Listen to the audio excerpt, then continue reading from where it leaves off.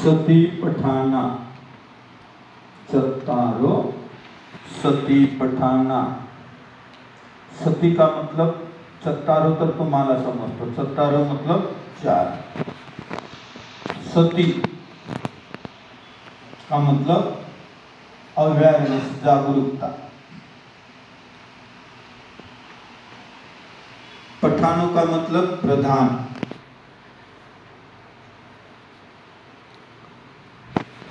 चत्तारो सती पठाना, 4 स्मृती प्रस्थान। हे 4 स्मृती प्रस्थानाचा अभ्यास केल्यानंतर चत्तारो समापधाना, चत्तारो समापधाना, 4 सम्यक प्रधान आहेत।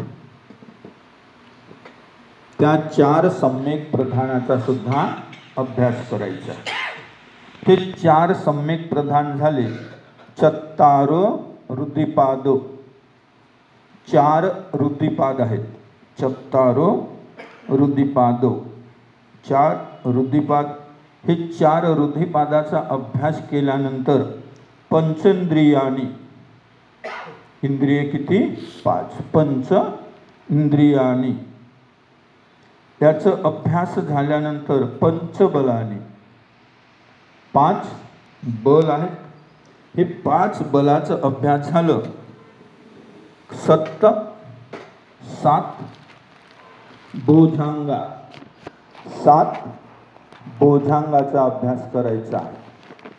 आणि 7 भुजंगाचा अभ्यास झाला, अर्य अठ्ठंगिको मग्गो, आर्य अष्टांगिक मार्ग। हे आहेत 8, बोधांग आहेत 7, बल आहेत 5, इंद्रिय आहेत 5, रुद्धिपाद आहेत 4, सम्यक प्रधान आहेत 4 आणि स्मृती आहेत 4। किती होतात? 37। आता चत्तारो सती पठाना, 4 स्मृती प्रस्थान आहेत। 4 स्मृती प्रधानचा अभ्यास करत असताना पहिलं आहे कायानो सती, कायानो सती। दुसरा आहे वेदनानो सती। तिसरा आहे चित्तानो सती आणि चौथा आहे धम्मानो सती। आता ह्या 4 स्मृती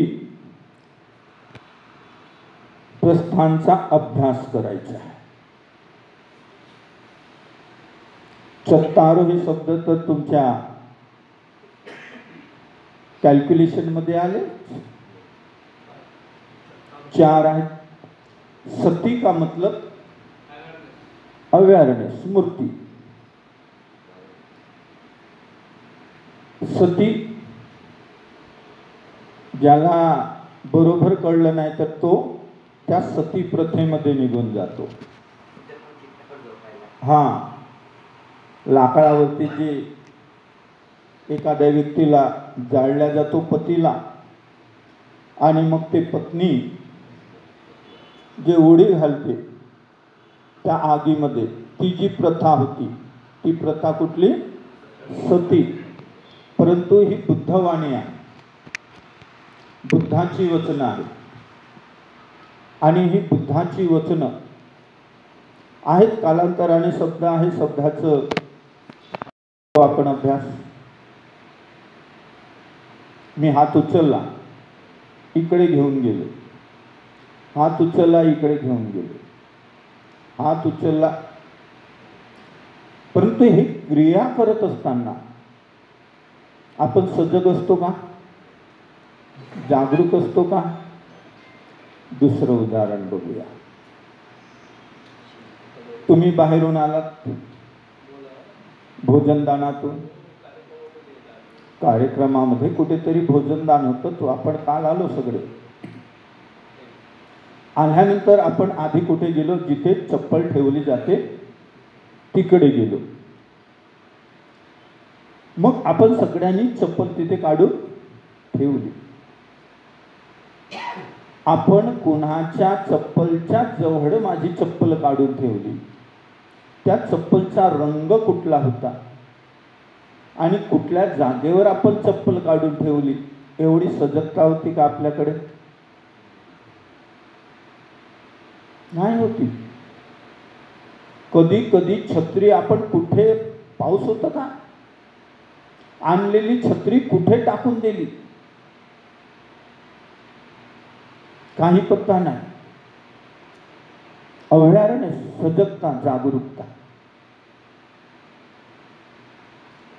ते आम्हाला बाह्य रूपामध्ये दैनंदिन जीवनामध्ये जगत असताना या स्मृतीचा अभ्यास करायचा आहे. समाधी करताना, भावना करताना, विपसना करताना, आनापानाचा अभ्यास करताना आपण कायानुसती, त्याचा अभ्यास तर आपण करणार किंवा करतो आहे.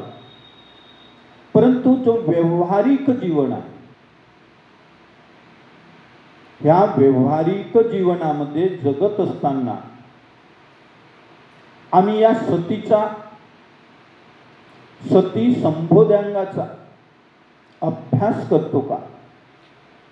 आणि जर करत नाही तर आम्हाला त्याची सवय लावावी लागेल, प्रॅक्टिस करावी लागेल. मग प्रॅक्टिस काय करावी लागेल, सवय कशी लावावी लागेल? तर आज आपण चप्पल काढून ठेवताना फार सजगतेने चप्पल काढून ठेवायची. मी सांगितलं होतं की ब्रह्मदेशमध्ये अशा प्रकारे चप्पल छान सुंदर पद्धतीने 100 भिक्षू असू दे, 1000 भिक्षू असू दे, एका चप्पलच्या पाठी दुसरी, दुसऱ्याच्या पाठी तिसरी, तिसऱ्याच्या पाठी चौथी, अशी सुंदर पद्धतीने ते लावून ठेवतात. ते सांगत असताना मी तेही म्हणालो की एखाद्याच्या घरामध्ये प्रवेश आपण करतो आणि त्यांच्या घरामध्ये चप्पल कशा ठेवलेल्या आहेत त्याच्यावरूनही कधी कधी आपण अनुमान मानतो त्यांच्या संस्काराचा, की घरातील लोक कसे असतील. म्हणजे स्मृती, या स्मृती संबोध्यांगाचा अभ्यास करत असताना त्याची प्राथमिकता आहे, त्याची सुरुवात आहे. तर सुरुवात कुठून करायची? कुठेही जायचं असेल घराच्या बाहेर तरी आपण प्रथम चप्पल घालतो. कधी कधी आपण भानावर नसतो, स्मृतीचा अभ्यास करत नसतो. काय होतो? डाव्या पायाची चप्पल उजव्या पायाजवळ येऊन जातो. एवढंही आम्ही भानावर नसतो, मग शोधतो. ते पाय शोधत असतात की दुसरी चप्पल कुठे गेली आहे.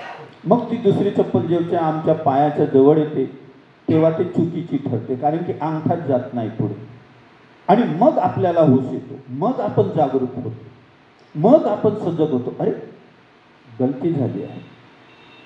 तोपर्यंत आपण होशमध्ये होतो का? बेहोश होतो. आणि बेहोश जेव्हा मनुष्य असतो तेव्हा त्याच्याकडून कुठलाही अपराध घडू शकतो. जेव्हा बेहोश होतो, मनुष्य जेव्हा सजग असतो तेव्हा त्याच्याकडून अपराध होत नाही. तुमच्या दैनंदिन पाहण्यामधला एक अनुभव सांगतो. तंबाखू खाणाऱ्याचा अनुभव तुमच्या डोळ्याच्या समोर असतो. तंबाखू खाणारा माणूस कधीच हात स्मृतीपूर्वक आपल्या खिशात घालत नाही. इकडे तिकडे पाहतो, चर्चा करतो, काही ना काहीतरी बोलतो आणि नंतर हात घालतो. बरं, हात घातलंय त्याने, जे काही त्याच्याकडे असेल साहित्य की ज्याच्यामध्ये ते ठेवलेलं असेल ते उघडताना दुसरीकडे पाहतो. उघडताना तरी त्याच्याकडे पाहतो का? बेहोश अवस्था. बरं, उघडल्यानंतर जे डाव्या हातावरती, हा काय काम करतो प्रत्येकाला माहिती आहे. आणि ते पवित्र वस्तू कुठे ठेवल्या जातं? जे तोंडामध्ये घालायची आहे, अमोल अशी वस्तू इथे ठेवल्या जातो. जे हे काम सकाळी सकाळी महत्त्वाचं काम करतो. आणि अशा ठिकाणी ते तोंडात घालणारी जी पवित्र वस्तू आहे ते इथे कधी ठेवतो ते त्यालाच कळत नाही, एवढा बेहोश आहे. होशमध्ये असेल तर तो इथे ठेवणार का? अरे बोलिये सकाळी सकाळी किती गलत काम करतो हे, आणि याच्यावरती मी हे ठेवणार आणि ते परत कुठे टाकणार? आपल्या तोंडामध्ये. आवडेल का कुणाला? नाही आवडणार. आणि ही व्यक्ती काय करते, ते तंबाखू काढल्यानंतर त्याचं ढाकण असेल बेहोशीमध्ये उघडतो. उजव्या हातामध्ये ते डब्बा घेतो, त्याचं असेल ती डावा हात असं करतो आणि त्याच्यावरती ओततो. ओतत असताना तो पाहत नाही सुरुवातीला, इकडे तिकडे त्या डब्याकडे, आणि जेव्हा जास्त पडेल तेव्हा तो त्याच्याकडे, एवढ्या बेहोशीमध्ये तो टाकतो. होशमध्ये नसतो, बेहोशीमध्ये जगतो. आणि आम्हाला स्मृती संबोध्याघाचा अभ्यास करायचा. मग तो टाकल्यानंतर त्याला मळत असतो. मळण्याआधी त्याच्यामध्ये एक पांढरा द्रव्य टाकतो, पांढरा पदार्थ टाकतो. त्याच्यामध्ये रंग आलं पाहिजे, त्याच्यामध्ये एनर्जी आली पाहिजे, त्याच्यामध्ये ऊर्जा तयार झाली पाहिजे, त्याच्यामध्ये केमिकल तयार झालं पाहिजे. आणि तो केमिकलयुक्त जो काही मटेरियल तयार होतो तो कधी आपल्या तोंडामध्ये टाकतो तो त्याला सुद्धा कळत. तो किती जास्त होतो किती कमी होतो काही त्याचं मोजमाप नसतो. एकदा तो बेहोशीमध्ये टाकून दिला की कालांतराने त्याचं द्रव्य निघतो. कालांतराने त्याच्या मुखामध्ये द्रव्य तयार होतो. आणि तो द्रव्य निघाला तो कुणाच्या पायावर पडला का, कुणाच्या अंगावर गेला का, किंवा त्याच्या स्वतःच्या कपड्यावर पडला का, याचीही त्याला भान. बेहोशीमध्ये जगतो. एका लेखकाने छान म्हटलेलं आहे, हा बेहोशीमध्ये जर जगणारा असेल आणि तो जर बेहोशी सोडून तो सजगतेमध्ये, जागरूकतेमध्ये, आता मला खायचं आहे, हे जर जागरूकता त्याच्यामध्ये तयार झाली, बेहोशीमध्ये त्याला आठवण होते बरं का, जागरूकतेमध्ये तर त्याच्यामध्ये ती आठवण झाली आणि त्यांना ते काढली बरोबर हात घालून त्याच्या जे काही जेब असेल, जे काही पाकिट असेल त्याच्यामध्ये, आणि हळूहळू हळूहळू ते त्याचं जे असेल यंत्र तंत्र मंत्र काय असेल त्याच्यामध्ये ठेवलं. ते हळूच त्याचं ढाकण उघडलं स्मृतीपूर्वक, आणि स्मृतीपूर्वक त्याचं ढाकण काढून स्मृतीपूर्वक त्यांनी आपल्या या पवित्र हातावरती ठेवलं. आणि मग ते ठेवत असताना किती पडला त्याचीही त्याला स्मृती झाली. मग तो त्याच्यामध्ये दुसरा पांढरा द्रव्य टाकतो, पदार्थ टाकतो, त्याला मळत असतो. मळतानाही जर तो सजग असेल त्याच्यातून निघणारी घाणेरडी वास, सुगंध निघतो का, असा व्यक्ती आमच्या जवळ बसला तरी ते आम्हाला गरगरतो. सवय नाही ना. निवड तो इथे जरी त्याने ढाकण जरी ओपन केला ना, ते आमच्या नाकापर्यंत आलं की ते कसं तरी होऊन जातो. आणि असं हा सगळं कशामध्ये करतो, बेहोशीमध्ये. जर होशमध्ये त्याने जर केला, ते मळताना तो दुर्गंध जर त्याच्या नाकापर्यंत गेला, हे जर होश असेल त्याला, तो जर सजग असेल, आणि टाकताना सुद्धा त्या मुखामध्ये आता मी टाकत आहे, आता टाकतो, आता टाकला आहे, इथपर्यंत जर तो सजग असेल तर सांगा त्याच्या मुखामध्ये तो कधीतरी टाकेल का? सजगतेमध्ये कधीच तो पदार्थ त्याच्या तोंडामध्ये टाकणार नाही. हे सारेचे सारे जे अशुद्ध कर्म घडतात हे बेहोशीमध्ये घडतात. दारू पिणाऱ्याचं एखादं उदाहरण घ्या. दारू पिणाराही मनुष्य आहे, प्रत्यक्षात पाहता आलं नाही, परंतु एक अरुण कदम आहे, तो आपल्या चिपळूणचा आहे. त्याच्या गावाचं नाव आठवत नाही आता, गेलो होतो. तर तो कॉमेडियन आहे. तो त्या नशेचं अभिनय करतो. घरी गेला आणि त्याला म्हटलं की अरुण करे तर करतो, फार सुंदर करतो, तो फार वेस्टला राहतो.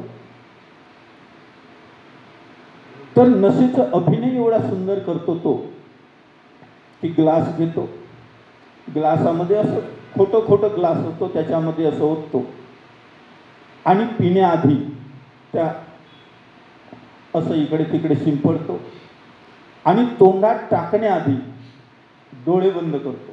त्याला झिंझिण्या येतात की नाही प्यायलं पाहिजे. काय म्हणतो ते, नाही प्यायला पाहिजे, डोळे बंद करतो आणि बेहोशीमध्ये जर तोच व्यक्ती होशमध्ये असेल तर पिणार का? याच्यामुळे किती लोकांचा संसार बर्बाद होतो, किती लोकांचं जीवन बर्बाद होतो, किती लोकांची प्रतिष्ठा निघून जाते, किती लोकांच्या हातामधून अपवित्र कार्य घडतात, किती लोक लयास जातात, किती लोक संपून जातात. हे जर त्याला कळलं, त्याचं होश आलं त्याला, तर ती सजगता त्याला निर्माण झाली आणि त्याच्यामध्ये जर अवेअरनेस आला तर असा माणूस ते मदाचं सेवन करेल का? नाही. परंतु हे जेवढे कार्य घडतात, हे कार्य कधी घडतात? बेहोशीमध्ये असल्यानंतर. एवढासा मुलगा 15 वर्षाचा आईला म्हणतो की मला पैसे दे. आई म्हणतो कशाला? शेतकरी गरीब लोक, सत्य घटना आहे, पेपरला आली होती. आई म्हणते कशाला? तो नाही, तो मला म्हणतो की पैसे मला हवे आहेत, मला काम आहे. आईला माहिती होतं याला पैसे कशाला लागतात. ती म्हणाली मी आता शेतातून आलेले, माझ्याकडे काही पैसे नाही. तो हट्ट करतो. आई म्हणते पैसे नाही माझ्याकडे. परत तो हट्ट करतो. 3-4 वेळा मागतो. आई म्हणते माझ्याकडे पैसे नाही. बेहोशमध्ये एवढासा मुलगा नशेसाठी एवढा दगड उचलतो, आईच्या डोक्यामध्ये घालून देतो. सत्य घटना आहे, अखबारला आली होती. पोलिसांनी पकडलं, केस पोलिसांनी पकडलं. तेव्हा तो काय म्हणतो, कुणीतरी मला अडवलं असतं तर माझी आई वाचली असती. अर्थात त्यांनी जो काम केला त्यावेळेस तो सजग असेल का? बेहोश. स्वतःच्या आईच्या डोक्यामध्ये कोण दगड घालू शकतो? आणि जो दगड घालणारा असेलच तर तो बेहोशीमध्ये घालेल. होशमध्ये कोणी घालू शकतो का? बरं, होशमध्ये जन्म देणाऱ्या बापाला कोणी शिवी घालू शकतो का? नाही. अपराध जेव्हा होतो हे बेहोशीमध्ये होतं. आपल्या भावाच्या पोटामध्ये सुरा घालतो, कशासाठी? जमिनीच्या वादासाठी. म्हणजे मोह जो आहे, मोहामध्ये जो अडकलेला आहे तो त्याचं भानच नाही आहे की हे माझं भाऊ आहे. त्या कालखंडाला, त्या वेळेला, त्या क्षणाला तो विसरून जातो, पूर्ण बेहोशीमध्ये जगतो आणि ते बेहोशीमधून अशा प्रकारचं काम करतो. आम्हीही जगत असताना, आम्हीही व्यवहार करत असताना स्मृतीचा अभ्यास जर आमच्याकडून होत नसेल तर कितीतरी वेळा आपल्याकडून अपराध घडतो. कितीतरी वेळा अपराध घडतो आपल्याकडून. आणि मग एखाद्याने आपल्याला सांगितलं अरे हा अपराध झाला, पण अपराध करताना आम्ही सजग असतो का? आणि सजग असेल तर अपराध होणार नाही. एखादा व्यक्ती खोटं बोलत असेल, तो सजगतेमध्ये खोटं बोलेल का? मी शील ग्रहण केलेलं आहे, मी प्रतिज्ञा ग्रहण केलेली आहे मुस्सावादाची, ह्या जर होश असेल त्याला तर तो खोटं बोलणार का? नाही बोलणार. खोटं जरी बोलत असेल तरी तो बेहोशीमध्ये असतो, तो सजग नसतो, तो जागृत नसतो, तो अवेअरनेस नसतो आणि म्हणून त्याच्याकडून हे अपराध घडतात. स्मृतीचा अभ्यास करायचा आहे, परंतु आध्यात्मिक नाही, आता बाह्य अभ्यास करतो आपण. सामाजिक जीवनामध्ये जीवन जगत असताना आमच्या माता भगिनी आहेत, गृहस्थी जीवन, ते गृहस्थी जीवन जगत असताना आपल्या सगळ्यांच्याच घरामध्ये जेवण बनतो. कोकणामध्ये विशेषतः आपण सगळी भात खाणारी लोक, पण सकाळच्या न्याहारीसाठी काय असतो? भाकरी असतो तांदळाची. आता ही आमची माता जी आहे, अगदी छोटी होती, 12 वर्षाची, तेव्हापासून तिच्या मम्मीने सांगितलं, माताजीच्या मम्मीने सांगितलं की बेटा भाकरी अशी भाजायची. चुलीवरती तवा ठेवायचा, चूल गरम झाली, तवा गरम होणार आणि तवा गरम झाला की बनवलेली भाकरी तव्यावर ठेवायची. तेव्हापासूनची प्रॅक्टिस आहे बरं का. वयाच्या 12 वर्षापासून 60 वर्ष झाली त्या प्रॅक्टिसला, तरी एक दिवस चटका लागतोच हाताला. एवढी प्रॅक्टिस असून सुद्धा एक दिवस ती भाकरी पलटत असताना हाताला चटका लागतो. का लागत असेल त्या दिवशी? ती आमची माताजी बेहोश होती. ते पलटत असताना ती सजग नव्हती. बाजूला छोटस मूल खेळत असेल, त्या मुलाकडे तिचा सगळं लक्ष केंद्रित झालं असेल, ती सजग नसेल आणि म्हणून काय झालं असेल, तिच्या हाताला चटकाही लागला. म्हणजे ज्या ज्या वेळेला तुम्ही सजग असता, ज्या ज्या वेळेला तुम्ही जागरूक असता, त्या वेळेला मात्र अपराध घडत नाही. आणि अपराध घडतच असतील तर समजायचं आपण जागरूक नाही. ही व्यवहारिक आहे. बाह्यंगाने आपण स्मृतिबोधांगाचा अभ्यास करत असताना बरीच लोक गरम पाण्याने आंघोळी करतात. आंघोळी सुद्धा गरम पाण्याने करत असताना पाणी गरम किती आहे, किती थंड झालेलं आहे हे आपण तपासतो की नाही? हात घालून बोट घालून तरी आपण पाहतो. आणि ज्या दिवशी आपण सजग नसेल, ते गरम गरम पाणी आपल्या अंगावर टाकलं तर काय होईल? अंग भाजून जाईल. म्हणजे जे आम्ही दैनंदिन जीवनामध्ये जे क्रिया करतो आहोत, ते क्रिया करत असताना सुद्धा आम्ही सजग असलं पाहिजे, जागृत असलं पाहिजे. कधी कधी असं प्रसंग येतो आपल्यावरती, अशा जागेवर बसावं लागतो आणि खरंच आपण काही विचार करत नाही, त्या जागेवर बसून जातो आणि त्या जागेवरती असणारी धूळ आपल्या कपड्याला लागतो आणि कपडाही खराब होऊन जातो. जेव्हा आपण कपड्याकडे पाहतो तेव्हा जागरूकता निर्माण होते, अरे मी तिथे बसलो तो घाण होते, आणि मग आपण पुसायला प्रारंभ करतो. म्हणजे अपराध जे घडत आहेत ते बेहोशीमध्ये घडत आहेत, होशमध्ये अपराध घडत नाही आहे. आम्हाला त्याचा अभ्यास करावा लागतो, त्याचा अभ्यास करावा लागतो. आणि जेवढं जेवढं त्यांचे आम्ही प्रॅक्टिस करू, जेवढं आम्ही त्याचा अभ्यास करू, तेवढं आम्ही अपराधापासून स्वतःला सुरक्षित ठेवू. 2-4 दिवस आपण प्रॅक्टिस करू आणि मग सोडून देऊ. परत अपराध आपल्या कायेने घडणार, वाचेने घडणार. आणि म्हणून कायेने आणि वाचेने अपराध नाही घडले पाहिजे, झालेच नाही पाहिजे. हे जर आम्हाला वाटत असेल तर काय करावं लागेल?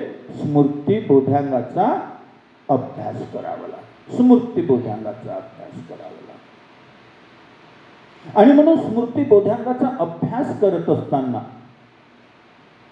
आम्हाला त्याच्या सवयी सुद्धा लावाव्या लागतील. जर सवयी लावल्या नाही, 2-3 दिवसामध्ये केलं की आता झालं पूर्ण, आता आपण परिपूर्ण आहोत, आता पूर्ण सजग आहोत, आपण पूर्ण जागरूक आहोत, आता पूर्ण अवेअरनेस आहोत, त्या 2-3 दिवसातच जर म्हणाले तर मला वाटतं त्याच्या पुढे जर तो अभ्यास निरंतर नसेल तर कदाचित अपराधही घडू शकते. आता तुम्ही माझ्याकडे पाहत आहात, कानाने ऐकत आहात, छान माझ्याकडे पाहता, कानाने छान ऐकत आहात.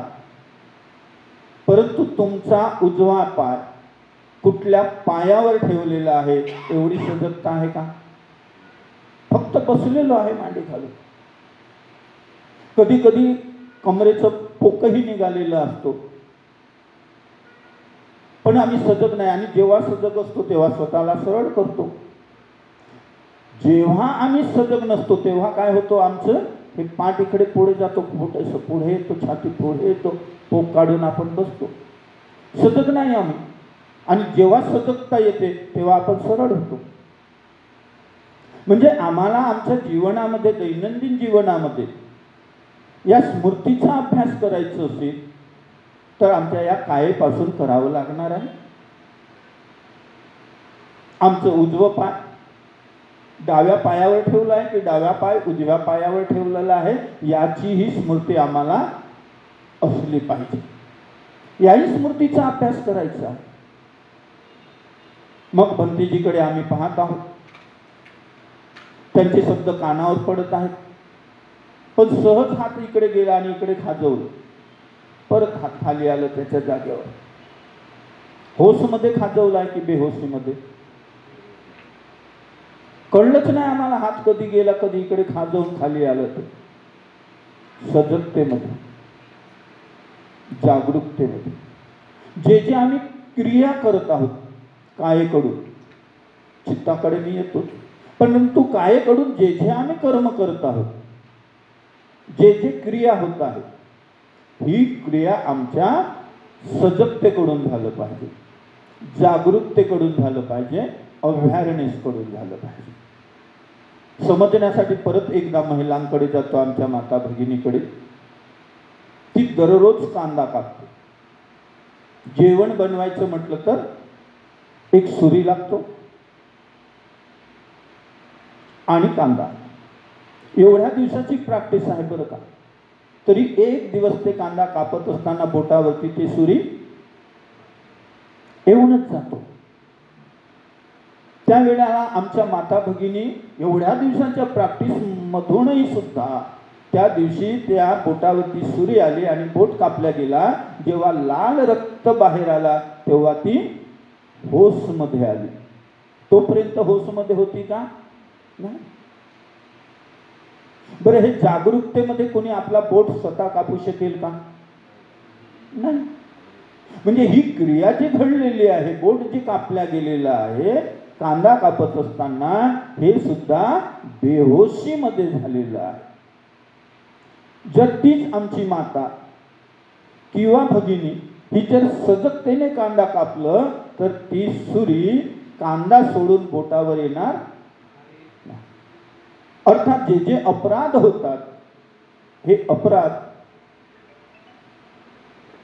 जे जे गुन्हे होतात, हे सारे गुन्हे आणि अपराध कशामुळे होतात? बेहोशीमुळे. सजगता नाही, बेहोशीमध्ये अनेक कामं माणसाच्या हातातून जे अपराधाला चालना देणारे आहेत, असे काम जे घडतात ते बेहोशीमधून घडतात, होशमध्ये घडत.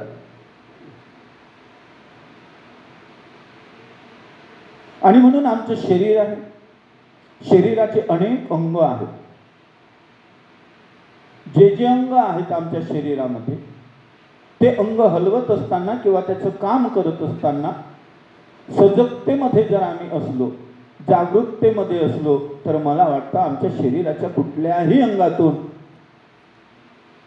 अपवित्र कृत्य, अकुशल कृत्य किंवा अपराधही घडणार नाही. मग एवढी सजगता आम्हाला ठेवायची आहे, एवढी जागरूकता ठेवायची आहे, तर त्याच्यासाठी आम्हाला अभ्यास करावा लागणार, अभ्यास करावा लागणार. बिना अभ्यासाशिवाय आम्हाला हे साध्य होणार नाही. परत एकदा तुमच्याकडे, तुम्ही डोळ्याने आमच्याकडे पाहत आहात, कानाने ऐकत आहात. आम्ही अंगाचं सांगितलेलं होतं की तुमचा हात एक अंग आहे. ते जाग्यावर होतं, ज्या जागेवर होतं तिथून ते उठलं, तिथून ते हळूहळू हळूहळू आपल्या डोक्याकडे येतो, इथे खाजवतो, परत त्याच्या जागेवर जातो. इथून खाजवून ते हात जाग्यावर त्याचा गेला तोपर्यंत तरी आपण सजग असतो का? ना. आता आपल्या चित्ताकडे बघूया, आता आपल्या मनाकडे बघूया. तुम्ही माझ्याकडे पाहत आहात, कानाने ऐकत आहात. आता तुमच्या चित्तामध्ये काय चाललेलं आहे? तर मग वेळोवेळी आपण घड्याळकडे पाहतो. ये कब खत्म होगा?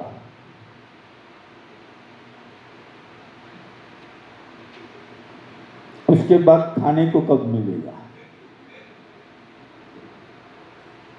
आज शाम के वक्त डिश में क्या होगा?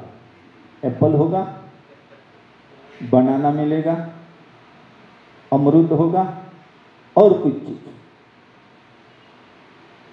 क्या खाली केला ही मिलेगा? हे सगळे विचार कोण करतो आहे? चित्त करतो, मन करतो. परंतु आपण जागृत आहोत का? आता इथे बसल्याने भंतेजीकडे डोळ्याने पाहत असताना, कानाने ऐकत असताना आमच्या चित्तामध्ये काय सुरू आहे पाहतो का? जागृत आहोत का? नाही. इथे आम्ही बसलेलो आहे. रोह्यामध्ये जे राहतात त्यांना लगेच रोह्याची आठवण येतो. बायको काय करत असेल? मुलगा स्कूलमधून आला असेल का?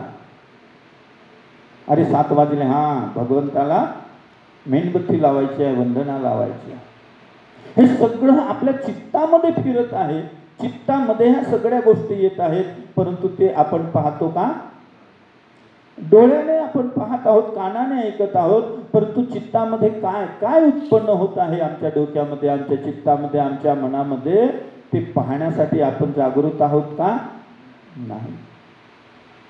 आणि हे पाहण्यासाठीच आम्हाला काय करावं लागेल? प्रॅक्टिस करावं लागेल, त्याचा अभ्यास करावा लागेल. आणि म्हणून हे कायानुस्मृती आहे. कायानुस्मृतीचा अभ्यास करत असताना बाह्यंगाने अभ्यास जर केला तर तुम्ही मांडी घालून बसले आहात. आता माझा गुडघा दुखला, अर्धा तास बसलो, पाऊण तास बसलो. मग गुडघा दुखला की लगेच आपला उजवा हात त्याच्याजवळ जातो, परत दाबतो जोराने. हा, आता बरं वाटतो. एवढं आम्ही सजग आहोत का? नाही. गुडघा दुखला की लगेच पाय बदलून इकडून तिकडून बेहोश, सब बेहोश. सजगमध्ये आपण बदलतो का? सजगतेमध्ये तुमचा लक्षच नसतो. आणि जेव्हा तुम्ही सजग होता तेव्हा लक्ष तुमचं तिकडे जातं. अरे हा, आत्ता दुखत आहे का? आणि मग तुम्ही बदलायला सुरुवात करता. तेव्हा तुम्ही सजग होता, इथे दुखतो आहे. मग उजवा गुडघ्याचं झालं की मग परत कुठे येता? डाव्या गुडघ्याकडे. तोपर्यंत काही लक्ष नाही, बेहोशीमध्ये आहोत आम्ही. आणि तुम्ही बेहोशीमध्ये 1 तास काय 4 तासही बसू शकता बेहोशीमध्ये. आणि जेव्हा तुम्हाला होश येईल तेव्हा आता गुडघा दुखला, त्याला बदललं पाहिजे. कायानुस्मृती. स्मृती का मतलब? सजगता, जागरूकता. जागरूक मनुष्य असेल, सजग असेल, चालताना सुद्धा त्याला ठोकर लागणार नाही. ठोकर जेव्हा लागतो तेव्हा आम्ही सजग असतो का? बेहोशीमध्ये इकडे तिकडे पाहतो आणि चालतो. समोर दगड आला, ठोकर लागले, आपण पडतो, दुखापत होतो. याचाच अर्थ ज्या ज्या वेळेला आम्ही बेहोशीचं जीवन जगतो त्या त्या वेळेला अपघात, अपराध, अकुशल कर्म हे ठरलेलं आहे.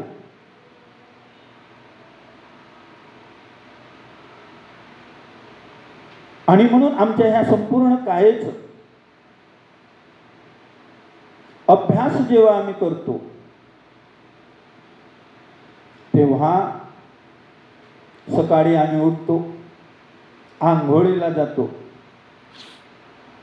आंघोळी करत असताना एवढा आम्ही सजग असतो का? आता डोक्यावरती पाणी टाकलेलं आहे, आता टाकतो आहे, ते पाणी आपल्या पाठीपर्यंत गेला, आता पोटावरून सरकत आहे, आता आपल्या मांडीकडे आला, आता आपल्या तळव्याकडे आला.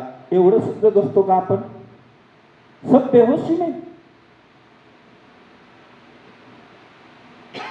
कधी कधी साबण असं लावून देतो, कितीही पाणी टाकलं तरी निघत नाही, बेहोशी.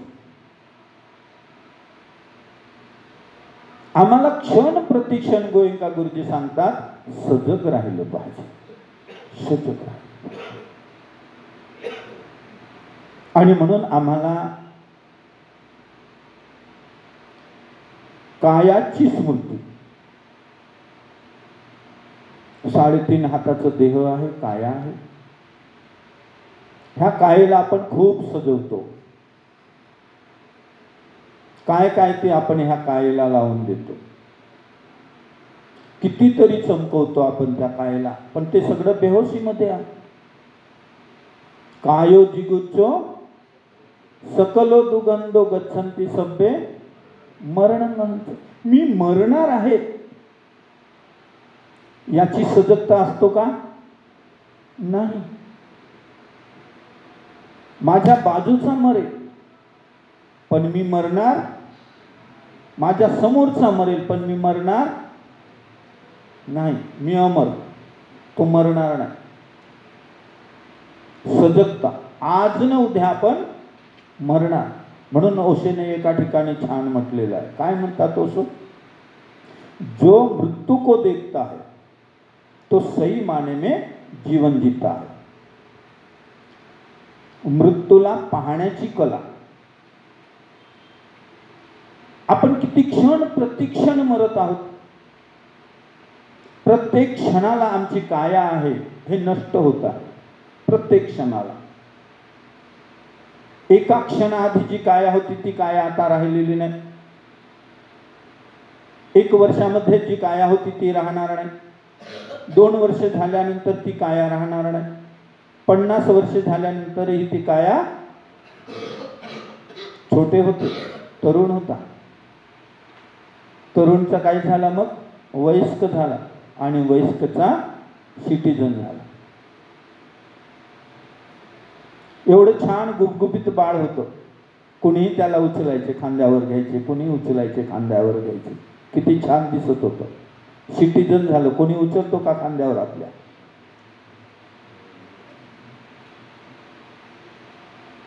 काया ना. एवढ्या या कायाला आपण वाढवत गेलो, एवढं त्याची देखभाल करत गेलो, पण आम्ही आमचा होश, आमची जागरूकता, आमची सजगता, त्याचा अभ्यास करायचाच आम्ही विसरून गेलो होतो. आणि सतत मनाला वाटत होतं की नाही, सब मरेगा लेकिन मैं जिएगा, उसको अच्छा बनाओ, अच्छा करो, ये करो, करो करो करो. मरणार मी याचं होशच आम्हाला नाही. मी मरणार आहे, उद्या मरणार आहे, परवा मरणार आहे, कधीतरी मरणार आहे याचं होश नाही. आणि याचं ज्या वेळेला होश येईल, एखादा व्यक्ती मृत्यूच्या शय्येवर आहे, 2 मिनिटामध्ये 3 मिनिटामध्ये तो आता मरणार आहे आणि त्याचा विरोधी माणूस त्याच्या जवळ येऊन त्याची चौकशी करतोय. मृत्यूला आता सामोरा जाणारा माणूस, त्याचा विरोधक पुढे आलेला आहे. काय अवस्था होईल त्याची? विरोधकाशी बोलणार नाही का? तो म्हणा, अरे 2 मिनट में तो अभी मैं मरना हूं, क्या विरोध? ऐकी.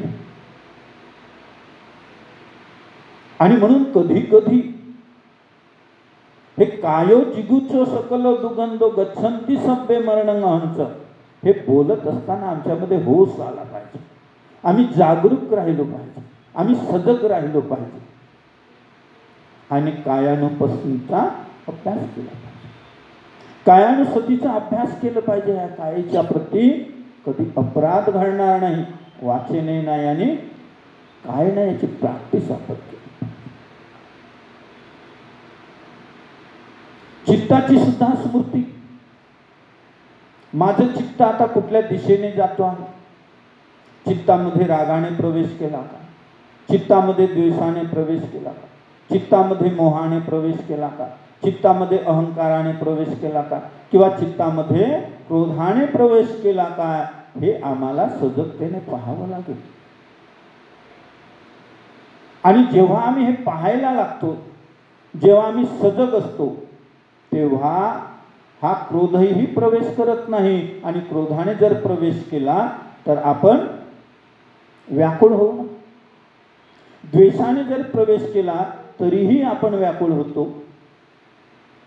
व्याकुळ होतपर्यंत आपण होशमध्येच राहत नाही. क्रोध कधी प्रवेश करतो आमच्या चित्तामध्ये, द्वेष कधी प्रवेश करतो हेच आम्हाला कळत नाही. आणि मग वाणीने सुद्धा चित्त बेहोश. चित्तालाही काय होश राहत नाही आमच्या सोबत, त्यालाही आम्ही बेहोश करून टाकतो. आणि वाणीकडून मग नाही ते शब्द बाहेर येतात. वाणीचा सुद्धा अपराध होऊन जातो. कारण की चित्त, या चित्ताला आम्ही पाहत नाही आणि सारेचे सारे विकार आमच्या चित्तामध्ये प्रवेश करतात. आणि मग आपण अपराधाला बळी पडतो. आणि म्हणून ह्या अपराधापासून आमचं रक्षण झालं पाहिजे, आमच्या कायेचं रक्षण झालं पाहिजे, आमच्या कर्माचं रक्षण झालं पाहिजे. हे जर आम्हाला प्रत्येकाला वाटत असेल तर नक्की आम्हाला काय केलं पाहिजे? कायानुस्मृतीचा अभ्यास केला पाहिजे. चित्तानुस्मृती, जे आमच्या चित्तामध्ये जे राग द्वेष मोह अहंकार लोभ लोलुपता जेव्हा जेव्हा प्रवेश करत असेल आणि आम्ही जर सजग असला तर मला नाही वाटत की क्रोध आमच्या चित्तामध्ये प्रवेश करेल. जर आम्ही सजग असलो तर नाही द्वेष प्रवेश करेल, आणि जर आम्ही सजग असलो तर मोह सुद्धा प्रवेश नाही करणार. आणि म्हणून आमच्या चित्तावरती एक वॉचमॅन ठेवून देऊया. जर चित्तावरती जर एक वॉचमॅन ठेवला आणि त्याला सांगितलं की बघ आता क्रोध आला, गेट बंद करून द्यायचं. द्वेष उत्पन्न झाला, गेट बंद करून द्यायचं.